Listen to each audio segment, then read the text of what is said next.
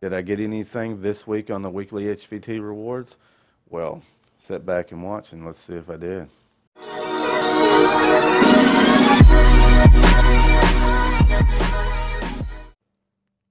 Hello guys, and welcome back to another Division video. Today I'll be showing you what I did get this week from the weekly HVTs. As you know, if you've been watching my videos, you do see that this fluctuate quite often about what you get. The first week I done this, I didn't hardly get a whole lot of things. This week I actually did get a lot of things. Actually, I got one piece that I'm going to be keeping, and I've not been getting a whole lot of gear set, you know, your teals and stuff like that. It's mostly been golds and things like that. And guns has not really been a big thing either. But this week, I did. So let's see what I got. We got a double barrel shotgun with 344% stagger with predatory, self-preserved, and meticulous. Meticulous would be out the door off of that. Marine Super 90 shotgun with 343 stagger, trained, unforgiven, and swift. More than likely, I'd be getting rid of trained. We got a military G36 with 23% enemy armor damage, which is pretty good. Talented, deadly, and focused. I'd get rid of focused. I got a tactical SA-58 with 23% enemy armor damage, with brutal, responsive, and sustain.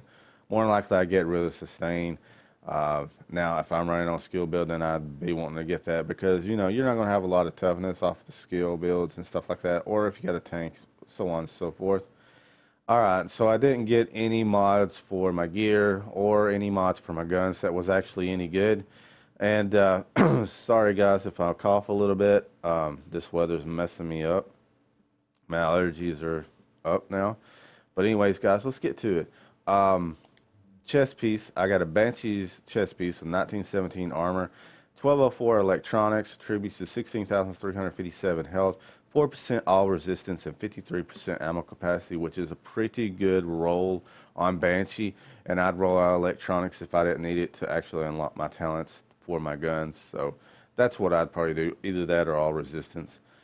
We got a defense vest is 1932 armor, which I'm more than likely maybe keeping. I'm not really for sure between that or the Barrett's chest piece that I'm going to be building the defense set. More than likely I'll keep the Barrett's. But anyways, it's 1205 stamina, tributes to 16,239 health, 9.5% exotic damage resilience, and 24% increased kill XP.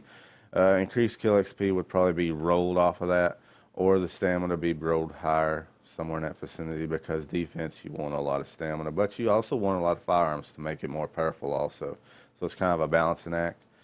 Alright, so my mask right here, I got some masks this week, and I got a Lone Star mask. It's 971 armor, 1211 stamina, 4% health on kill, which is that's one of my big pet peeves when I'm doing Lone Star right now. And I recommend getting health on kill as much as possible if it doesn't disrupt any of your other kind of way that you want to make the build. Just because you know, you're going to be using, you should be using, by default, you should be using shotguns or LMGs with Lone Star. So you want the health on kill more if you got the shotgun because you're up in their face and you want to be able to get the health back. LMG, not so much, but health on kill always helps. So I'd say if you run a shotgun with Lone Star, keep the health on kill. LMG, you could probably just roll it off. Or, you know, there's several things you could roll on this gear.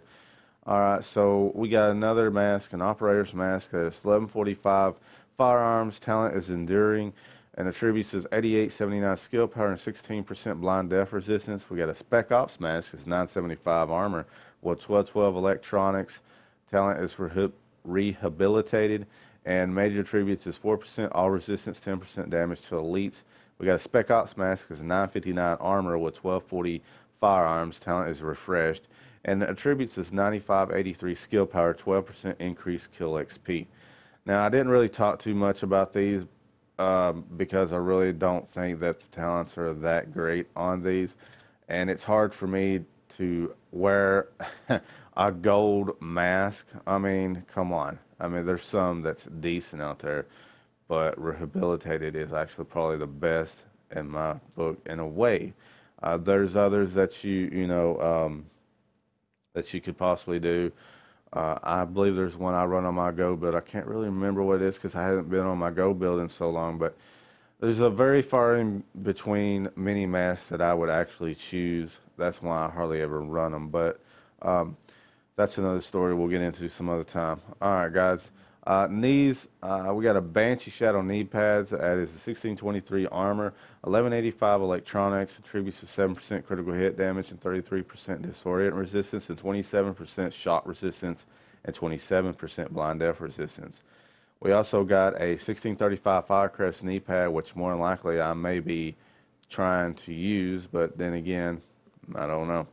1635 armor, 1187 stamina, and a 7.5% exotic damage resilience, 32% shot resistance, a 52%, which is pretty big, increased kill XP, 30% bleed resistance. We got a Lone Star knee pad, which is 1227 firearms, 3.5% enemy armor damage, 32% disorient resistance, 33% blind death resistance, 29% burn resistance. And we have, all right, now I'm going to show you these Go knee pads. I'm telling you right now, you can believe me or if you don't.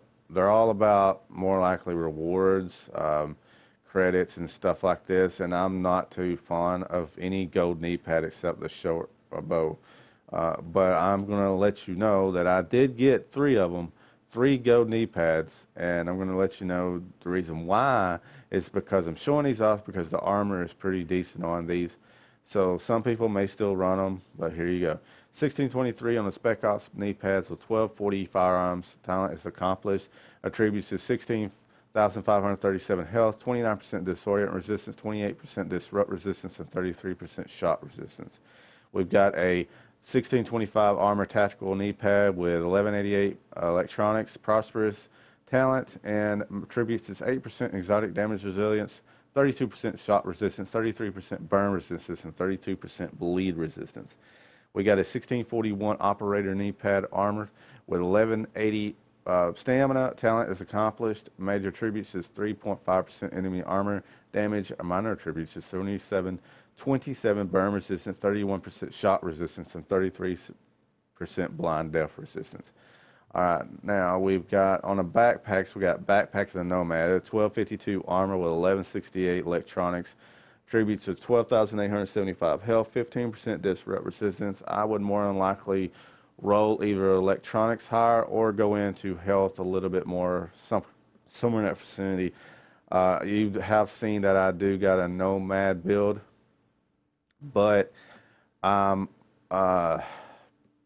building Lone Star, and maybe I'm letting the cat out of the bag a little bit earlier, but I'm going to be trying to put Nomad with Lone Star, so we'll see how that goes.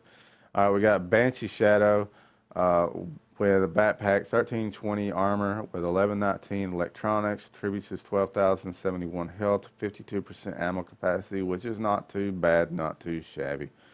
Alright guys, and let's see, we've got gloves, Lone Star gloves, which is 989 armor, 1263 firearms, 1215 LMG damage, 5% critical hit chance, and 15% critical hit damage. Now this is the piece I told you that I was definitely keeping out of the whole stuff I got, and the reason being because I'm building Lone Star gloves, and it's already got like within 12 of the major armor.